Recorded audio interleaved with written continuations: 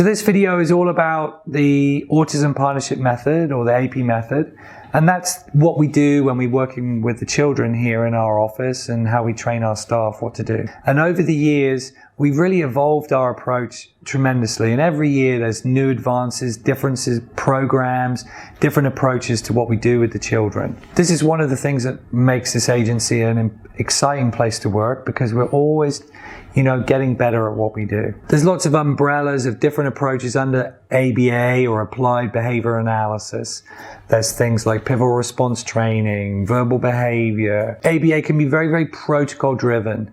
That means that it's very data driven, and what the staff need to do is very preordained. And the goal is to write down exactly what's going to happen in the session. We believe that there's definitely a room for clinical judgment and in-the-moment assessment, which is a little different. That means we try to work with the child who's in front of us, and based upon their responses, based upon what they do in the session, we're going to make changes and we're going to make adjustments all the time. So we're teaching our staff how to make those judgments, how to make those considerations, not just to follow a protocol, be goal-directed, but how to maximize the progress of the student in the session, and how to really, really make good decisions and do good teaching in order to help the student learn the fastest. Examples would be, for reinforcement, we'll be assessing continually through our session whether the student likes or doesn't like reinforcement. We're making clinical judgments when to rotate those reinforcers, and what kinds of reinforcers to use, as opposed to doing a very structured preference assessment, which might take 5-10 minutes away from our teaching time. We teach our staff when to use prompts effectively, based upon the student's history of failure, or what they know about the student's acquisition of this task over the past week. What kind of prompt to use, based upon, again, the student's performance.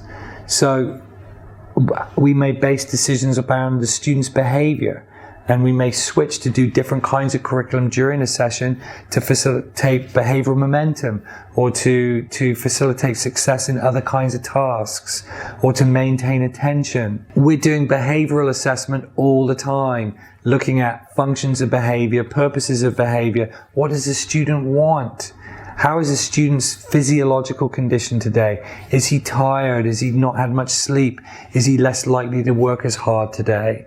When do we provide reinforcement? We want to be always thinning the schedule of reinforcement.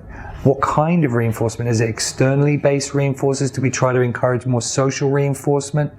These are all decisions our staff may make in the moment with some general guidelines.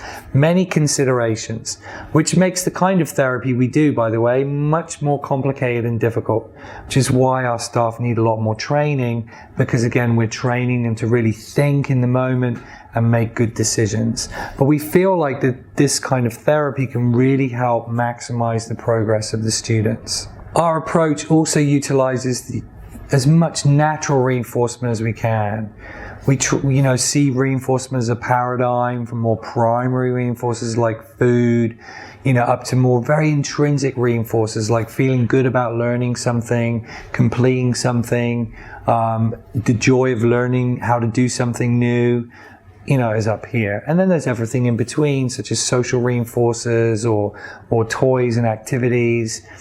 We're really always trying to push our students down that reinforcement paradigm. In our programming, we will spend time developing different kinds of reinforcers. How to make things that previously weren't very reinforcing. How do we get students interested into things that other children are interested in?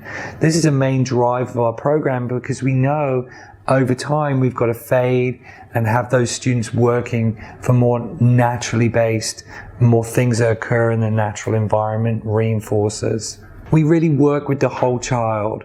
We really have to be developing programs around all things. We have a real emphasis in our program on learning how to learn behavior, in terms of teaching students how to become better learners in one-on-one, in group, in social settings, in natural settings, so that we don't have to do as much teaching.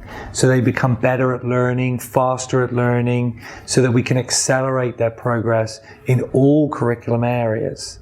We have a great emphasis on really good behavior emotional regulation, not just speech and academic kinds of areas. We focus a lot on social and we focus a lot on play.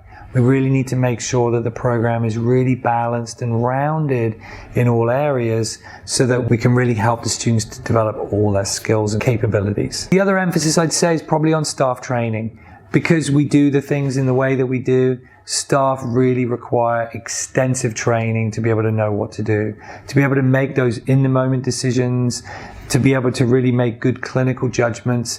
Takes a lot of experience, takes a lot of training. So we have to be providing that here. And there are many, many different degrees of staff training. Here you can see a general picture of, what our staff training pyramid looks like in terms of hours and layers. But we invest a huge amount of our time, money, and energy in really making sure that our staff are really well equipped in delivering a high quality model. Another area is data collection. In terms of how we collect data is maybe a little different. We are often not doing trial by trial data on every single thing that the student does. We're not correlating huge books and files for every session of data that's been filled out. We try to look at data, which is a very important component of what we do, in a more functional and driven way, in terms of asking questions like, what information do we really need to know? What's important for us to get? How can we take that data in a way that doesn't interfere as much with the learning of the student and our engagement with the student?